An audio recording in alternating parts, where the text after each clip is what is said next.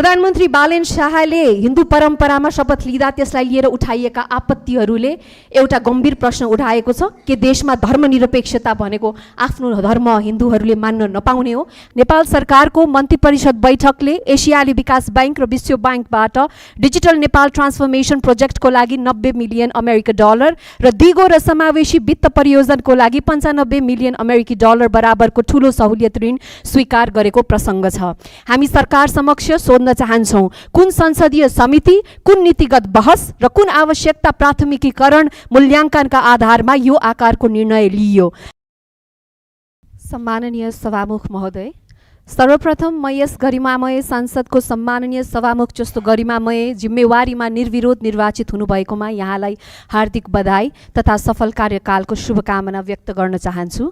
विगतमा देखिएका केही सभामुखहरूमा सत्तापक्ष झुकावको प्रवृत्तिबाट अलग रहँदै सम्माननीय सभामुख महोदयले नयाँ मापदण्ड स्थापित गर्नुहुनेछ भन्ने विश्वास राख्दछु। सत्ता र प्रतिपक्ष बीच सन्तुलित व्यवहार, संवैधानिक मर्यादाको संरक्षण तथा संसदीय प्रक्रियाको निष्पक्ष सञ्चालन यहाँ अब्बल साबित हुनुहुनेछ भन्ने विश्वास राख्दछु।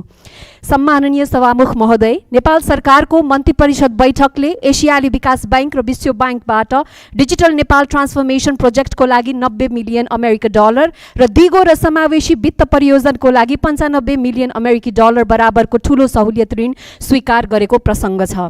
हामी सरकार समक्ष सोध्न चाहन्छौं, कुन संसदीय समिति, कुन नीतिगत बहस र कुन आवश्यकता प्राथमिकीकरण मूल्याङ्कनका आधारमा यो आकारको निर्णय लिइयो।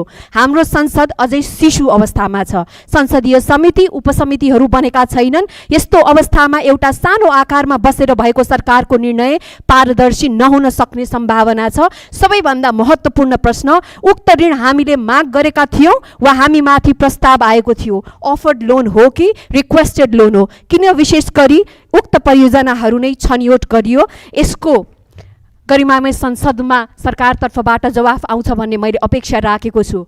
सम्माननीय सभामुख महोदय, संसदीय बजेट अनुरोधको लागि हामीलाई विभिन्न मन्त्रालय धाउन नपरोस्। यसका लागि एउटा अनलाइन पोर्टल बनाइयोस् जहाँ सांसदहरूले आफ्ना आवश्यकताहरू, भूगोलका आवश्यकताहरू राख्न सकुन्। उक्त पोर्टल सार्वजनिक गरियोस् ताकि स्वार्थमा आधारित बजेट अनुरोध रोक्न पाऊँ र जनसङ्ख्या र भूगोल अनुसार आवश्यकता मूल्याङ्कन गरे पश्चात मात्र उक्त बजेट निकास गर्ने व्यवस्था मिलाइयोस्। यस व्यवस्थाले भोलिको दिनमा सांसदहरूले बजेट बाँडफाँडमा आफ्नो हात भएको देखाएर दम्ब गर्न नपाउन्। यस्तो सांस्कृतिक अभ्यासको अन्त्य हुनुपर्छ। सम्माननीय सभामुख महोदय, मध्यपूर्व क्षेत्रमा देखिएको सङ्कटले हाम्रो कमजोर आर्थिक र कूटनीतिक आधारहरूलाई उजागर गरेको छ। लाखौँ नेपालीहरू खाडी मुलुकहरूमा श्रम गरिरहेका छन्। त्यहाँ कुनै पनि अस्थिरताले हाम्रो विप्रेषण, हाम्रो अर्थतन्त्र र लाखौँ परिवारको जीविकामा प्रत्यक्ष असर पार्दछ।